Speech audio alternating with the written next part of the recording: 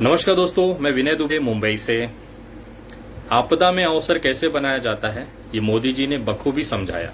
PM cares fund हो चाहे बाबा रामदेव की कोरोना की दवाई, उसी में से एक किरदार जो निकल के आया देश के सामने वो है सोनू सूद। आपदा को अवसर बना के किस तरह से भारत रत्न बना जा सकता है, इसकी जो खोज की है, इस उत्कृष्ट दिमाग का नाम है सोनू सूद। सोनू सूद ने देश को बताया कि ये मजदूर ट्विटर इस्तेमाल कर सकता है उस फोन पर जिसपे इंटरनेट ही नहीं होता है, जिसे हम बटन वाला फोन कहते हैं। वो मजदूर ट्विटर इस्तेमाल करता है जो बैंकों के बाहर जाकर लोगों से निवेदन करता है कि भैया मेरा ये फॉर्म भर दो, पैसे जमा करना है, भैया मेरा ये फॉर्म भर दो, पैसे निकालना है। उन मजदूरों को ट्विटर इस्तेमाल करना सिखाया। जितना बेवकूफ ये भारतीय जनता पार्टी के लोग समझते हैं देश की जनता को, शायद ये भूल जाते हैं कि अब देश जागरूक है। टेक्नोलॉजी के मामले में, सामान्य के मामले में, जानकारी के मामले में हम अब जानकार हैं, जागरूक हैं। लेकिन ये भूल जाते हैं कि ये आज भी उसी तरह से देश के लोगों को बेवकूफ बनाएंगे जैसे 2014-2019 में बनाया गया। देश के अंदर जब मजदूरों को वाकई में जरूरत थी अपने घरों जाने के लिए, उस समय सरकार ने रोक लगा रखी थी। मजदूरों के पास पैसे खत्म हो गए थे, जिसके कारण उनकी भुखमरी की स्थिति थी। ये अपने घर, अपने गांव जाना चाहते थे। 14 अप्रैल सन 2020 को मुंबई के बांद्रा में मजदूर आंदोलन होता है। उसमें मुझे भी जेल होती है। उसके बाद सरकारें जागती हैं और श्रमिक ट्रेनें और लोगों को घर जाने की परमिशन दी जाती है। ये सब काम होता है अप्रैल महीने में। इसको देखते हुए इस आपदा में कैसे इसको अवसर बना लिया जाए, ये सोनू सूद जी ने बखूबी दिमाग लगाया। 10 मई सन 2020 को पहली बस उन्होंने कर्नाटका के गुलबर्गा में भेजा। 10 बसें मजदूरों को लेके गई। उसके बाद सोनू सूद जी ने बाकायदा मीडिया में अपने प्रभाव का पैसे के दम पर पूरा इस्तेमाल करते हुए प्रभावित किया लोगों को कि मैं मजदूरों का मदद कर रहा हूं। और उसके बाद अचानक से एक नंबर रिलीज किया जाता है, टोल फ्री नंबर, कि अगर कोई मजदूर जाना चाहता है तो इस पे संपर्क कर सकता है। ये वाकया था 10 मई सन 2020 का। आपको मैं बताना चाहूंगा, मैंने पिछली पोल खोल में भी मैंने बताया था कि मजदूरों ने जो ट्विटर आईडीज बनाई थी वो अप्रैल महीने की थी और लगभग एक जैसी दिखने वाली सैकड़ों ट्विटर आईडीज उनके ट्वीट पे अभी भी पड़ी हुई हैं, शायद डिलीट भी हो गई होंगी। मैंने ये बताया था। सोनू सूद जी की मुहिम शुरू होती है 10 मई को और मजदूरों को सपना आता है अप्रैल में। उनको एक अदृश्य शक्ति बता के जाती है कि 10 मई से सोनू सूद जी हम मसीहा बनेंगे, हम मजदूरों को गांव छोड़ेंगे, हमें अभी से ट्विटर आईडी बना के रखनी है। उन तमाम अंध भक्तों से मैं कहना चाहता हूं कि भैया तुम लोग जो तर्क देते हो कि जब मजदूरों को जरूरत पड़ी तब उन्होंने ट्विटर आईडी बनाई, तो मुझे समझ में नहीं आता मदद मिलने की घोषणा होने के 20 दिन पहले मजदूरों को कौन सा सपना आया था कि उनको पता चल गया था कि 10 मई के बाद सोनू सूद जी ट्विटर पे मदद देंगे और हमें ट्विटर आईडी बना लेनी चाहिए। आप लोग समझते हैं जनता उतनी बेवकूफ है, उतनी है नहीं। मजदूर ट्विटर इस्तेमाल करते हैं। उसके बाद सोशल मीडिया पे बहुत बड़ी प्रचंड तार पे एक लहर तैयार की जाती है। ये फर्जी लहर तैयार की जाती है भारतीय जनता पार्टी के आईटी सेल की तरफ से, क्योंकि उनको मुसलमानों को रोकना था। मैं मुसलमान इसके लिए कह रहा हूं कि जिस समय अप्रैल मई में मजदूर पलायन कर रहे थे, पैदल चल रहे थे, उस समय रोजा का समय था और उस रोजा के समय में भी, भरी गर्मी में भी, पूरे देश से मुसलमान भाई रस्तों पे निकलते हैं और इन मजदूरों की मदद करते हैं। ये एक तरह से पूरी मुहिम पूरे देश में चल रही होती है। इसी से खफा होकर एक मुसलमान को देश में अच्छी छवि कैसे दिखाई जा सकती है, एक मुसलमान की अच्छाई देश में कैसे बताई जा सकती है, लोगों के दिमाग में मुसलमानों के प्रति जो नफरत आईटी सेल वाले भरते हैं, ये मजदूरों की मदद कर करके ये मुसलमान अपने आप को अच्छा साबित करने की कोशिश कर रहे थे। इस तरह के प्रभाव को रोकने के लिए आईटी सेल ने सोनू सूद नाम के व्यक्ति को खड़ा कर दिया। रातों रात उन्हें मसीहा बना दिया गया। इन्होंने, मुंबई एक छोटी सी जगह है जहां पे बहुत लिमिटेड बस सर्विस है, बस के मालिक हैं जो ट्रेवल्स का काम करते हैं। मैंने उन तमाम बस ट्रेवल्स के मालिकों से संपर्क किया। मैंने उनसे पूछा कि भाई आपने सोनू सूद जी को बसेस दी हैं या आपके जान पहचान में बसेस दी हैं, तो किसी भी व्यक्ति ने हाँ नहीं कहा। उन्होंने केवल इतना कहा कि गुलबर्गा की बसें जो गई हैं वो वास्तविक बसें हैं। उसके बाद हमें कोई जानकारी नहीं है कि इन्होंने बस कहां से ली। मुंबई जैसी सिटी, बसें ली जाती हैं, रोज बसें भेजी जाती हैं, बट वो बसें किसी को दिखाई नहीं देती हैं।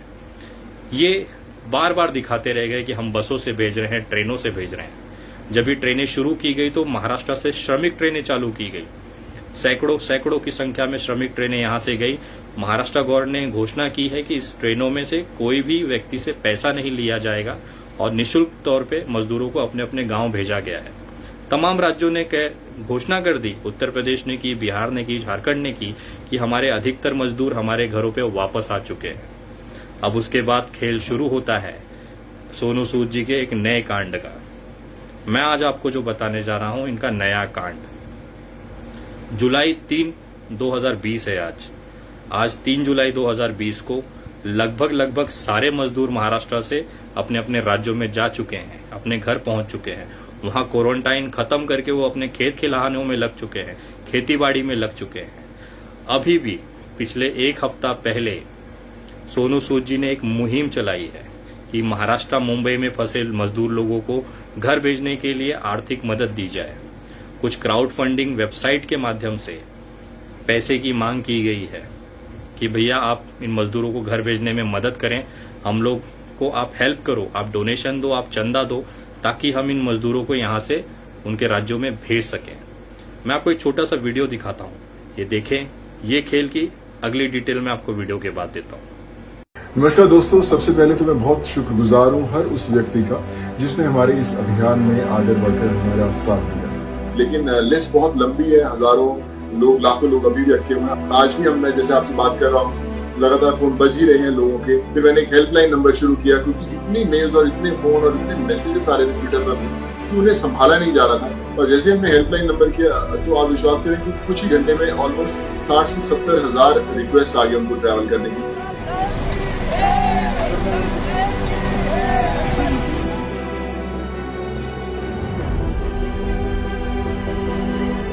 पूरा सिस्टम हमने बनाया हुआ कि कैसे इनको भेजा जाए। अलग अलग 10 से 12 स्टेप्स है उन ऑफिसर से फाइल गुजरती है परमिशन आने के लिए। आप विश्वास करिए ना, बिल्कुल नींद नहीं आता है। मैं स्लीपिंग आल्सो रात को 3:30-4 बजे तक मैं फोन में देखता हूँ उसके मैसेज, तो कुछ मिस तो नहीं हो गया। Because anyone who must have sent a message to me, उसको होगा कि अभी रिप्लाई आएगा तो मैं अपने घर में जा पाऊंगा। तो आई ऑलवेज गेट स्केर्ड, कुछ मिस तो नहीं हो गया एकदम ऐसे। तो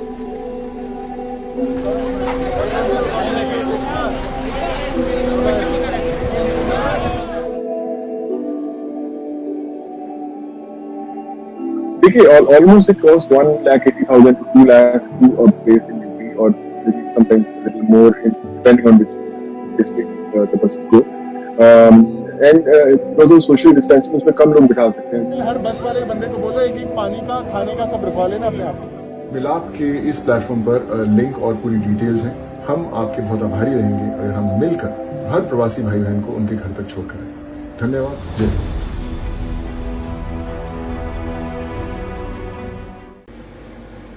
ये खेल खेला जा रहा है लोगों से पैसे, भावना, मजदूरों की भावना दिखाकर, उनको मदद की भावना दिखाकर लोगों से अब वसूली की तैयारी की जा रही है। जिस समय महाराष्ट्र सरकार ने घोषणा किया है कि जुलाई, अभी कुछ दिन पहले ही एक महाराष्ट्र सरकार का अधिकृत बयान आया था कि अब इस समय महाराष्ट्र में मजदूरों की वापसी शुरू हुई है। जो मजदूर दूसरे राज्यों में गए थे, अपने घर गए थे, अब वो महाराष्ट्र मुंबई में लौटने हैं। करीबन 1 से 1.5 लाख मजदूर वापस आए हैं। इस स्थिति में सोनू सूद जी मजदूरों को उत्तर प्रदेश, बिहार, झारखंड और अपने अपने राज्य भेजने के लिए लोगों से मदद मांग रहे हैं। ये इसके लिए मांग रहे हैं क्योंकि इन्होंने जो पैसे खर्चे किए थे अपनी प्रमोशन करने में, सोशल मीडिया पे अपने को मसीहा साबित करने में, न्यूज चैनलों पे अपनी खबरें चलाने के लिए, सोशल मीडिया पे जो लोगों को बिठा के रखा है उनको पैसे दिए गए थे कि इनका प्रचार प्रसार किया जाए, गरीबों का मसीहा बताया जाए। वो जो पैसे खर्चे हुए हैं उसकी अब वसूली इस चंदा के नाम पे की जा रही है। सबसे शॉकिंग मेरे लिए, आश्चर्यचकित ये करके गया कि मिलाप एक ऐप, जिस तरह से वीडियो में आप देखा कि मिलाप में उन्होंने कैसे लोगों से रिक्वेस्ट किया है कि आप मदद करें। उस मिलाप में अपने निवेदन पे एक व्यक्ति आता है, बिना नाम दिखाए 10 लाख रुपया डोनेशन करके चला जाता है। लॉकडाउन की स्थिति में जब पूरा देश भुखमरी बेरोजगारी और आर्थिक दिक्कतों में जूझ रहा है, उस जून के अंतिम महीने और जुलाई के शुरुआती महीने में जब सारे कारोबार ध्वस्त हैं, सारे लोग अस्त व्यस्त हैं, उस समय एक व्यक्ति आता है, इस क्राउड फंडिंग में सोनू सूद जी को 10 लाख रुपए का दान देके चला जाता है बिना नाम दिए।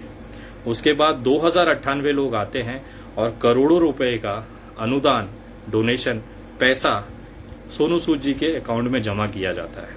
अकाउंट मतलब जिस ट्रस्ट में वो उन्होंने लिया है, वो ट्रस्ट का नाम है लाला भगवान दास ट्रस्ट, जिसमें ये पैसे जमा किए जा रहे हैं। उसके बाद एक दूसरी साइट है, उसका नाम है fueladream.com। उस वेबसाइट के ऊपर भी 25 लाख रुपए की निवेदन की गई थी, जिसमें से 10,26,000 रुपए जमा हुए हैं। ये सोनू सूद जी की तरफ से इस समय जुलाई के समय में मजदूरों को अपने अपने राज्य भेजने के लिए मदद मांगी जा रही पैसों की। जिस समय मजदूर जाना चाह रहे थे उस समय इनकी तरफ से कोई निवेदन नहीं किया गया, और जब मजदूर अब चले गए हैं, अब लोगों से पैसे की डिमांड की जा रही है, निवेदन किया जा रहा है, डोनेशन किया जा रहा है, और लोग दिल खोलकर मदद कर रहे हैं।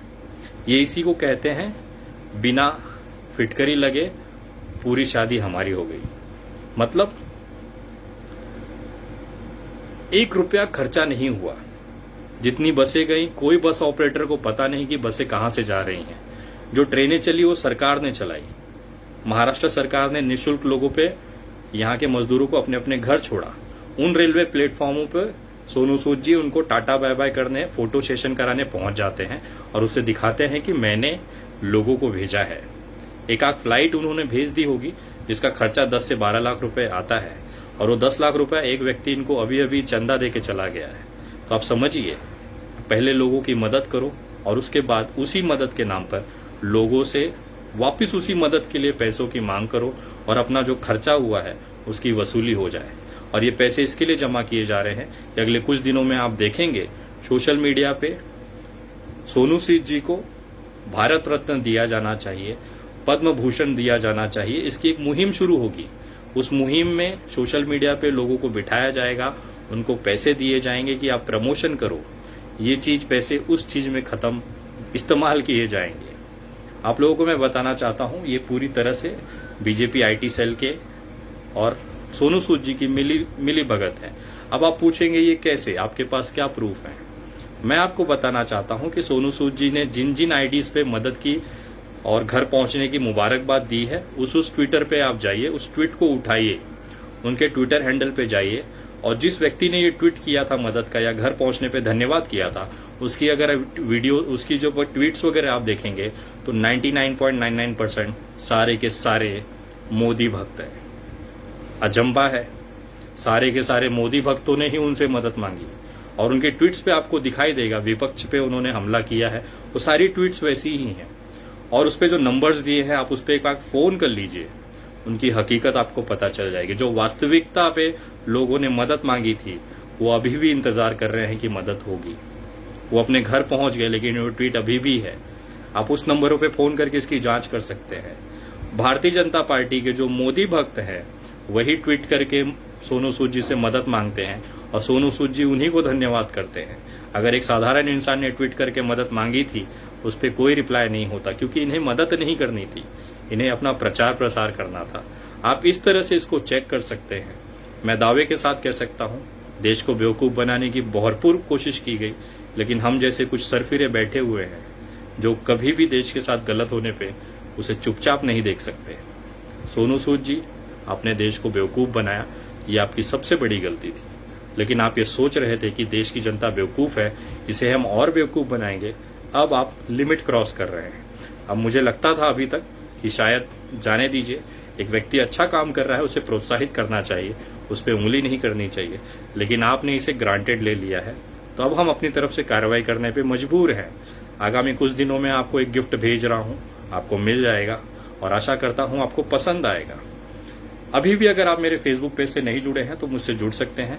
मेरे फेसबुक पेज का नाम है द विनय दुबे, उस पर 1,42,000 फॉलोवर्स हैं।